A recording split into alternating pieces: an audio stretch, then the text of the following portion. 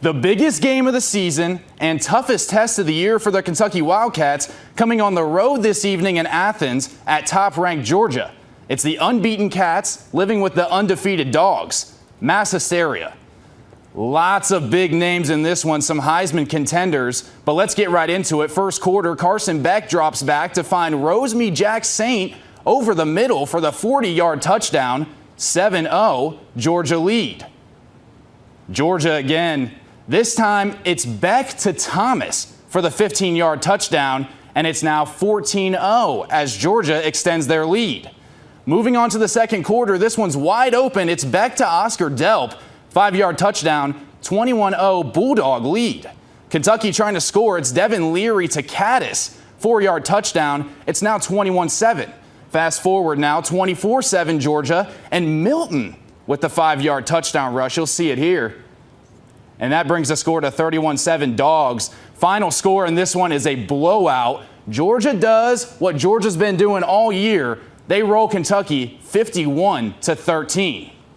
The WKU volleyball team moves to 15-4 on the season with an undefeated 5-0 conference record and their sweep over Jacksonville State today. It was a one-sided block party in this one. The Tops recorded 10 stuffs to the Gamecocks 1.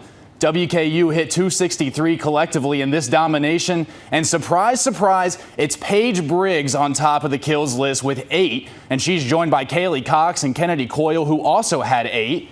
Callie Bauer was the ultimate team player today, recording 25 assists to go along with her 3 kills. And libero Abby Schaefer was working overtime in this one. She's responsible for nearly a third of all Western's digs with 15. Tops take this one in 3 and are back in Diddle Arena tomorrow for round 2 with Jack State at noon. Allie, thanks so much. I'm standing right here in the Glasgow Square as we kick off the Barron County Glasgow Spirit Week celebration that leads up to this big game on Friday. I'll step out of the frame here so you can kind of see what's going on behind me. On the other end of this street here, we have a bull riding station, mechanical bull, where people are trying to stay on that thing as long as they can. Coming back to me on this side of the street, you can see the dunk tank here. Someone just got dunked. They're getting back up there. And those are administrators and football coaches of these 2 schools. Students are giving them their best shot, and that's been a whole lot of fun to watch. But this game on Friday, it's the Barron County Trojans. They're heading out to Glasgow to take on the Scotties at 7. These are 2 schools that are only separated by a 13-minute drive time, 3.5 miles to be exact, but they haven't played a football game since 2016. Glasgow took that game 49-12, but I'm being told here it's not about the score, it's not about the competition. They just want to come together as one town and celebrate each other. Reporting in Glasgow, I'm Mason Fletcher, WBKO News. Allie? That's right. I'm out at Charles Black City Park in Morgantown, where as part of the Day of Caring, they're doing some updates to the playground that you see behind me here. They're adding a Born Learning Trail, where now parents will have activities that will increase the motor skills of their young children. Born Learning is an innovative public engagement campaign that helps parents create quality early learning opportunities for young children. The trails are made up of colorful and interactive signs with activities to engage in with the children, helping them with colors, numbers, the alphabet, and other crucial skills to prepare them for elementary school education. So there's physical development kinds of things going on. There's language and literacy, and there's math and numeracy, and some social emotional kinds of things all along. What we know is parent and child engagement is so important, and that's the way children learn. Parents are actually a child's first teacher, so anytime that parents and children can do things together, the better off they are. The project is not yet complete. Volunteers were out early this morning laying the groundwork, and Butler County organizations will be filtering in through the following weeks to finish it up. For now, in Morgantown, I'm Mason Fletcher, WBKO News.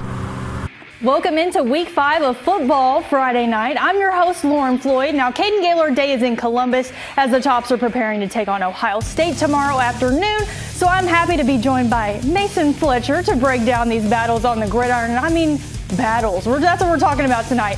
Mason, can you believe that we're already halfway through the regular season? I don't want to believe it, Lauren. I really don't. We've had some awesome football these last few weeks, and I just do not want it to end. And we're going to kick things off with our game of the week, and it was a show as it went into double overtime here.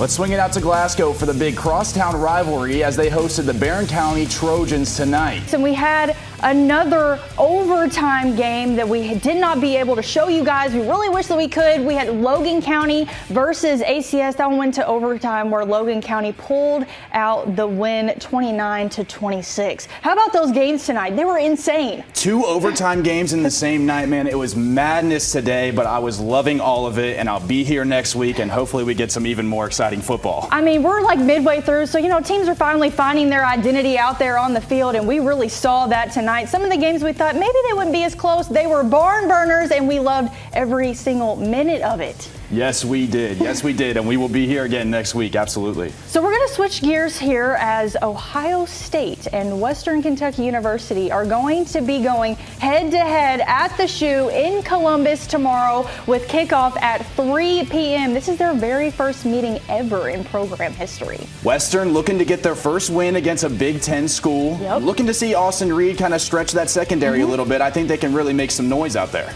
Low Hollow Trail of Weldon Peak Park has served as the home trail for the Warren County mountain bike team for the past several years.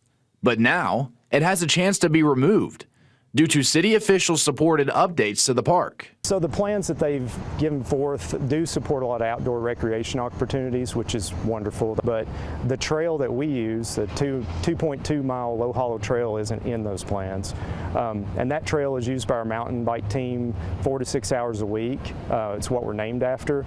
And it's also a trail that's accessible to everyone. The mountain bike team consists of 17 riders and 7 coaches. With national and state affiliations, the team travels to 4 or 5 races a year and does very well, ranking top 5 in the state since 2017. With the next nearest trail being over a half hour away, those 24 individuals are now faced with a possible new reality of not being able to mountain bike in their home city. If this trail were removed, it would make it very hard to operate our team. We would have to travel further.